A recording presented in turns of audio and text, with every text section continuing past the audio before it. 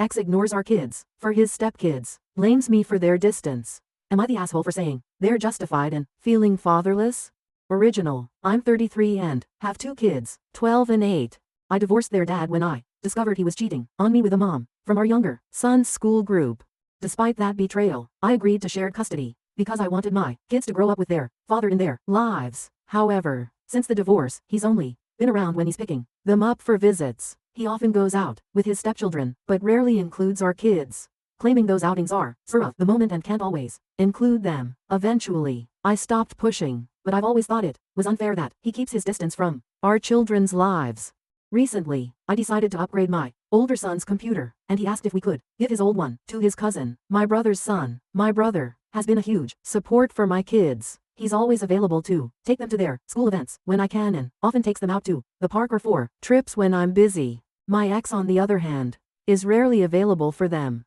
Anytime I ask him to help with an activity, he has an excuse. He's out of town or swamped with work. Ironically though, whenever his stepkids need something, he's there. Once, he even argued with the stepkids' father at a school event, insisting he had the right to be there. When my ex found out I gave the computer to my nephew, he got upset. He complained that if I had money to spare on a gift like that, I should have forgiven 2 months of child support he'd missed, since his finances were tight with a new baby. He added that if I could give away a computer, I should have gifted it to either his kids or his stepkids, who share just one computer among the 3 of them. I told him my finances were none of his business and that I owed nothing to his stepchildren. Then his wife jumped into the conversation, accusing me of spoiling my son by giving him a new computer, and of being petty for letting my son bring it to their house, claiming it was just to show off in his step-siblings. I told her she had no right to speak to me that way or question my decisions. I added that I allow my kids to see their father so they can grow up with him in their lives, not so she can interfere with how I parent. My ex was offended,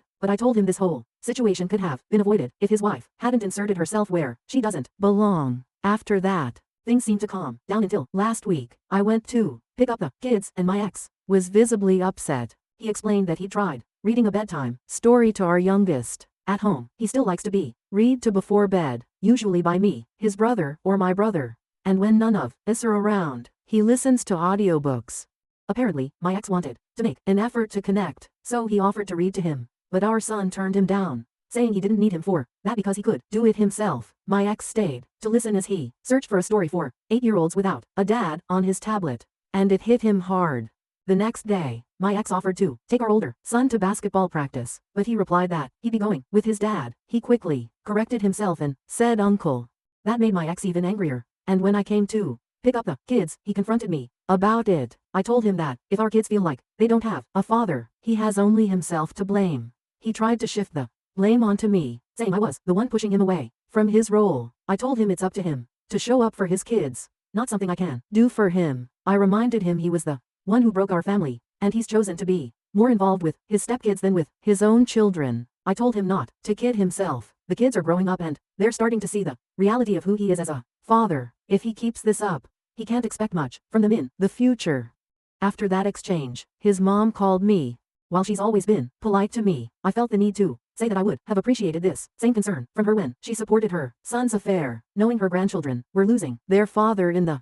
She hung up and we haven't spoken since. My brother advised me that I had every right to express how I feel, but he suggested that maybe this discussion shouldn't have happened in front of the kids. Later, my ex texted me saying that if I weren't so difficult, he'd spend more time with them. I told him his duty as a father doesn't depend on whether I'm easy or not, and he knows I've never prevented him from seeing the kids. The truth is, when he has to choose, he prefers outings with his stepkids over his own children, and that's something only he can change. Comments. Lap steel guitar. You can only do so much, op. And don't let him off the hook for any child support. The fact that it's stretching his budget is a him problem, not a you problem. And I agree with your brother that conversation should not have happened in front of the kids. But if I understand correctly, your ex chose the time and place, not giving you much choice in the matter. NTA amazing. Reserve 9089. I love how if she had extra money, she should forgive child support, but him already knowing money was tight wasn't a reason to not have another kid. Ancient Wishbone 4621. My ex stayed to listen as he searched for a story for 8-year-olds without a dad on his tablet. Your kid is ruthless. Good for him. NTA judgment. NTA update. 11 days later. These past days have been a bit unusual. First, I want to thank all of you. I didn't expect to receive so much advice, and I never thought this app would be so useful. It's not very popular in my country. Now, back to the topic. My ex sent me messages saying he wanted to resolve things, stop arguing and talk to me. I agreed. He came to my house, and we didn't beat around the bush. We went straight to the point. He asked me if I really thought he was a bad father. I replied that, looking back now, I never would have chosen him to be the father of my children. He said it wasn't easy for him, and I answered that it wasn't easy for me either because I take on both his role and mine. He told me he couldn't leave his stepchildren without a father because he had already broken their family, and I replied that he had left his own children without a father. He started crying and told me it was my fault, saying that when the infidelity happened, I refused to forgive him or go to couples therapy. I kept telling him things. I'll admit they weren't kind, but none of them were lies. He asked me if, given his current state, I didn't feel sorry for him, and I said no. He told me he didn't think I could be so cruel, and I replied that when I changed jobs, pulled my kids out of school 2 months before the end of the term, moved houses, and watched him disappoint our kids over and over again, any empathy I might have felt turned into apathy. He left after that. His mother called me and said she knew what I had told her son, that he hadn't stopped crying, and that she didn't understand how I could carry so much hatred to hurt her son like that. She said I should just get over it. I answered, with all due respect, what I said wasn't out of hatred but out of truth. If your son is crying, it's because he's finally facing the consequences of his actions. Maybe instead of worrying about how he feels now, you should have taught him to take responsibility and treat people with respect. She said I didn't know what it was like to feel a mother's love and see a child suffer, and I replied that I did understand because I have 2 children who cry over a living father. 2 children who see their dad being a father to other kids when he doesn't have time to be their father. She said he was sorry, and I told her not to put words in his mouth and to stop calling me about anything related to her son. I hung up. I wanted to cry so badly, but I'm a damned mother, and I don't have time for that. I want my kids to feel safe, loved, and strong enough not to need anyone, not even me, to be themselves. Last Thursday, I took my kids to their cousin's birthday party, hosted by my ex-sister-in-law. I still have a good relationship with her. She was the one who told me about the infidelity and that her mother was already encouraging it. My ex showed up alone and irritated. My kids kept their distance from him. They kissed his hand but then ignored him completely. My ex-mother-in-law told the kids they should show more respect to their father, and my eldest replied that he doesn't show respect for me since he and his partner talk badly about me. I scolded my son, not for what he said but for how he addressed his grandmother. I told him it was wrong to eavesdrop on private conversations and repeat them. Then I asked him to gather his things because we were leaving. My ex-mother-in-law asked me not to leave, saying the kids were having fun and we could resolve this as adults. She asked my ex what he had said and he claimed not to remember. I told her I didn't care, and she said we should be good parents. I replied that to be good parents, you need to be good people first. A civilized co-parenting relationship. I told her everything I've mentioned here about his free will to see the kids and how the second custody agreement isn't working since he only sees them some weekends. My ex didn't want to discuss it, saying he had too many kids at home. My ex-mother-in-law told him the only kids who should feel comfortable are his, and the comfort of the others should be provided by their biological father. My ex wanted to end the conversation because his mother was scolding him for being a careless father. He also said it was my fault. I asked him to clarify how it was my fault. You can see the kids whenever you want. What more do you want? He started yelling, claiming I was only being petty because I didn't really need the money since I earned more than him and had fewer kids to feed. I told him I wouldn't continue the conversation and that I'd show him what being uncivilized looks like by filing for the overdue child support payments. His mother asked what I meant by overdue payments. I explained that he was 3 months behind. She was furious, slapped him, and demanded to know he had done with the money for his children. He answered I couldn't let Junior miss out on attending the same school as my son. I didn't want him to feel inferior. My ex-mother-in-law said she couldn't believe it, and they started arguing. I left. Yet for context, my youngest son attends a private school, and my ex pays for his stepson to attend the same school. Yesterday, my ex-mother-in-law came over and said she would pay the overdue fees. She brought the money in cash. I knew my ex would be furious. Here's some context. My ex-mother-in-law doesn't work, doesn't own anything herself, and lives with my ex-sister-in-law. However, she does have significant savings from her inheritance. If she pays the tuition, my ex knows there won't be much left for him when she passes, even though she's still healthy. He's been asking her for years to invest some of that money in his business ideas, but she's always refused. My ex's retaliation was not picking up the kids this weekend. Yesterday, my ex-sister-in-law called me. She doesn't know all the details yet, but apparently, my ex's 15-year-old stepson punched him in the mouth. She said she'll let me know exactly what happened once she finds out. And before anyone asks, the new custody agreement will likely take a year to finalize. The court says the overdue payments are the priority, and the rest can wait. We have more urgent cases. Comments New Woofers 496. At least his mama finally got some fucking sense. Her son is a piece of shit. Glass Girl 1021. He obviously fed her a line of bullshit when she was defending him. Odd_. Welcome 7940. When the evil mill turns on her spoiled child, you know he was 100% wrong. It's not even a question of perspective anymore. Unusual Potato 1515. The chef's kiss was being punched by the stepson. He prioritizes his own kids over. Bet he feels utterly ridiculous now. Update. 1 days later. A promise is a promise. As I mentioned earlier, my ex's stepson had an altercation with him because my ex refused to let him go out. Now I have more details.